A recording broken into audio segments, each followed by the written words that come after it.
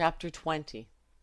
Ben-Hadad the king of Syria gathered all his army together, and there were 32 kings with him, and horses and chariots. And he went up and besieged Samaria, and fought against it. He sent messengers to Ahab king of Israel into the city, and said to him, "Thus says Ben-Hadad, your silver and your gold is mine, your wives also, and your children, even the best are mine." The king of Israel answered, "It is according to your saying, my lord, O king. I am yours, and all that I have." The messengers came again and said, "Ben-Hadad says, I sent indeed to you, saying, you shall deliver me your silver and your gold, and your wives and your children. But I will send my servants to you tomorrow about this time, and they shall search your house and the houses of your servants, and it shall be, that whatever is pleasant in your eyes, they shall put in their hand, and take it away." Then the king of Israel called all the elders of the land, and said, "Please notice how this man seeks mischief, for he sent to me for my wives, and for my children, and for my silver, and for my gold, and I didn't deny him." All the elders and all the people said to him, "Don't listen, neither consent." Therefore he said to the messengers of Ben-Hadad, "Tell my lord the king, all that you sent for to your servant at the first I will do, but this thing I cannot do." The messengers departed, and brought him back the message Ben-Hadad sent to him, and said, "The gods do so to me, and more also, if the dust of Samaria shall suffice for handfuls for all the people who follow me." The king of Israel answered, "Tell him, don't let him who puts on his armor brag like he who takes it off." It happened, when Ben-Hadad heard this message as he was drinking, he and the kings in the pavilions, that he said to his servants, "Prepare to attack." They prepared to attack the city. Behold, a prophet came near to Ahab king of Israel, and said, "Thus says Yahweh, have you seen all this great multitude? Behold, I will deliver it into your hand this day, and you shall know that I am Yahweh." Ahab said, "By whom?" He said, "Thus says Yahweh, by the young men of the princes of the provinces." Then he said, "Who shall begin the battle?" He answered, "You." Then he mustered the young men of the princes of the provinces, and they were 232. After them he mustered all the people, even all the children of Israel, being 7,000. They went out at noon. But Ben-Hadad was drinking himself drunk in the pavilions, he and the kings, the 32 kings who helped him. The young men of the princes of the provinces went out first, and Ben-Hadad sent out and told them, saying, "Men are coming out from Samaria." He said, "If they have come out for peace, take them alive; or if they have come out for war, take them alive." So these went out of the city, the young men of the princes of the provinces, and the army which followed them. They each killed his man. The Syrians fled, and Israel pursued them. Ben-Hadad the king of Israel escaped on a horse with horsemen.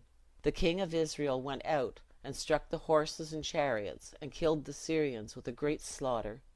The prophet came near to the king of Israel, and said to him, "Go, strengthen yourself, and mark, and see what you do, for at the return of the year the king of Syria will come up against you." The servants of the king of Syria said to him, "Their God is a God of the hills, therefore they were stronger than we. But let us fight against them in the plain, and surely we shall be stronger than they. Do this thing: take the kings away, every man out of his place, and put captains in their place. Muster an army like the army that you have lost, horse for horse, and chariot for chariot. We will fight against them in the plain, and surely we will be stronger than them." He listened to their voice, and did so. It happened at the return of the year that Ben-Hadad mustered the Syrians, and went up to Aphek to fight against Israel. The children of Israel were mustered, and were provisioned, and went against them.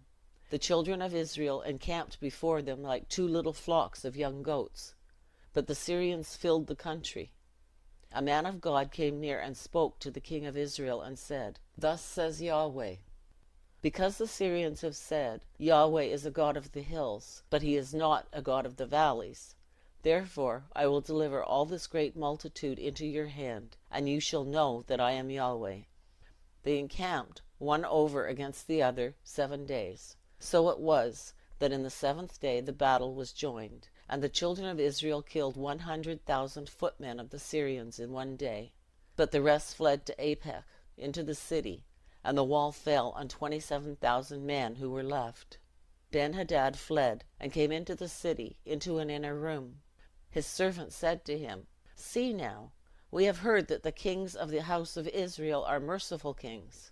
Please let us put sackcloth on our bodies, and ropes on our heads, and go out to the king of Israel. Maybe he will save your life." So they put sackcloth on their bodies and ropes on their heads, and came to the king of Israel, and said, "Your servant Ben-Hadad says, 'Please let me live.'" He said, "Is he still alive? He is my brother." Now the men observed diligently, and hurried to take this phrase. And they said, "Your brother Ben-Hadad." Then he said, "Go, bring him." Then Ben-Hadad came out to him, and he caused him to come up into the chariot. Ben-Hadad said to him, "The cities which my father took from your father I will restore.